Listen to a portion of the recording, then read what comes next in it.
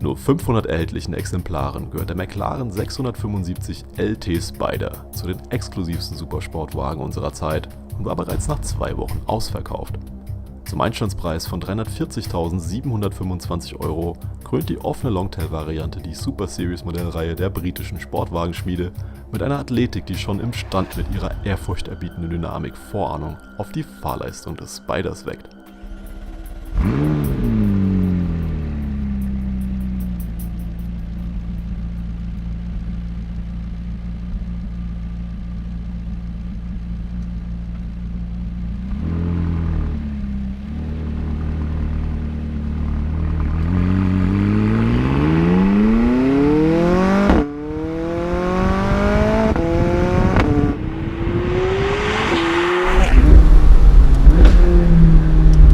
Bei diesem Sound kann man leider einfach nicht geschlossen fahren.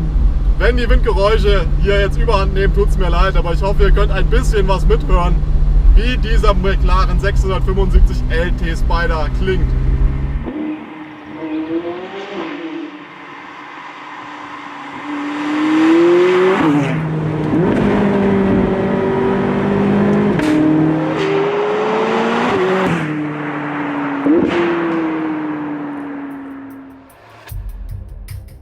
Federleichte Karosserieteile aus Carbon und der großzügige Einsatz von Titan erwirken wie schon beim 675 LT Coupé eine Gewichtsreduzierung von insgesamt 100 Kilogramm auf nur 1270 Kilogramm Leergewicht.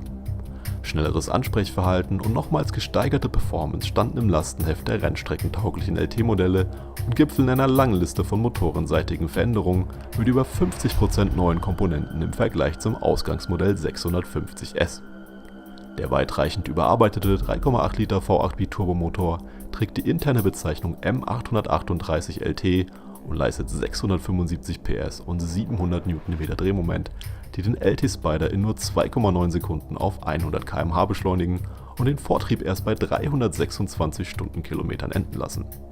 Neben der aufreizend schönen Titanauspufffanlage erzeugen neue Verdichterräder für die Turbolader mit elektronischer Abgasrückführung, leichtere Nockenwellen, geänderte Zylinderköpfe und eine leistungsgesteigerte Kraftstoffzufuhr das überragende Leistungsgewicht von 536 PS pro Tonne.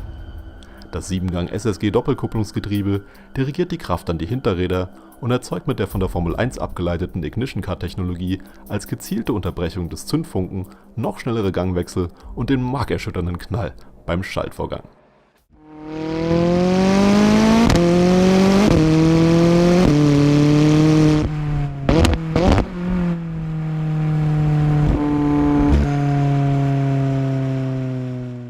Das Ansprechverhalten des Motors könnte in tiefen Drehzahlen, so unter 3000 Umdrehungen, tatsächlich noch ein bisschen besser sein. Aber ab 3000 marschiert das Auto dermaßen bestialisch nach vorne, dass es einfach nur eine Wucht ist.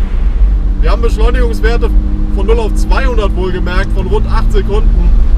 Also das ist schon wirklich Wahnsinn und das spürt man auch sofort, sobald man hier die 3000 Umdrehungen überschritten hat.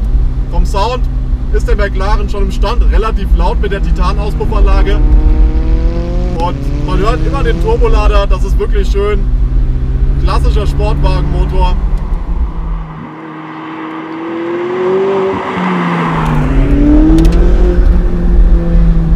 Ja, die Traktion des McLarens ist wirklich das, was ihn auszeichnet beim Fahren. Die Traktion ist auch wieder ein Element, das sofort Vertrauen schafft bei sportlicher Fahrt. Wir haben eine super Übersicht hier über die 2 Kotflügel, dass wir auch immer wissen, wo das Auto gerade positioniert ist. Und das ist wirklich super, wenn man richtig schnell mit dem Fahrzeug auf der Rennstrecke oder mal auch auf einer Landstraße sportlicher unterwegs ist. Das schafft Vertrauen in dieses sehr, sehr starke Fahrzeug.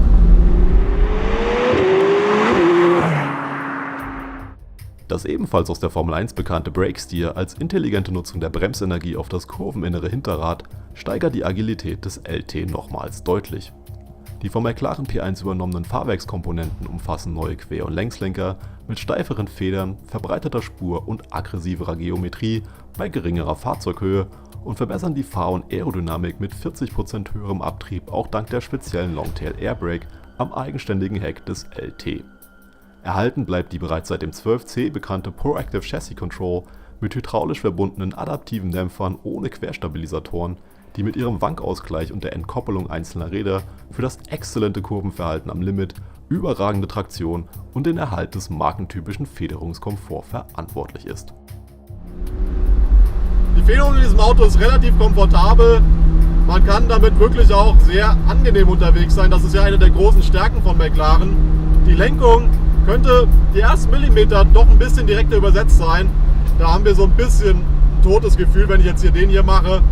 Aber sie hat die genau richtige Umsetzung und Übersetzung für schnelle Richtungswechsel auf der Landstraße und ist auch sehr angenehm bei hohen Geschwindigkeiten auf der Autobahn zu fahren. Auch das ist wieder etwas, was Vertrauen in dieses Auto schafft. Mit dem 7-Gang-Doppelkupplungsgetriebe überhaupt gar kein Problem mit dem Auto, auch mal in der Stadt unterwegs zu sein. Da stört eher so der relativ große Wendekreis dieses Fahrzeugs. Da muss man ein bisschen Zeit einplanen beim Rangieren. Aber ansonsten ist der McLaren sehr leicht zu fahren, sehr emotional von seinem Sound her und macht einfach extrem viel Spaß. Als Fazit bleibt eigentlich nur zu sagen, dass McLaren mit dem Auto hier wirklich genau den richtigen Weg eingeschlagen hat. Eine limitierte Sonderserie zu bauen, die dieser gehobenen Kundschaft, die sich diese Fahrzeuge leisten kann, eben auch entspricht. Da möchte man, wenn man so viel Geld, in diesem Fall 340.000 Euro aufwärts ausgibt für sein Cabrio, eben auch etwas haben, das es nicht an jeder Ecke gibt. Die 500 Exemplare waren innerhalb von 2 Wochen schon verkauft. Das spricht wirklich für dieses Auto.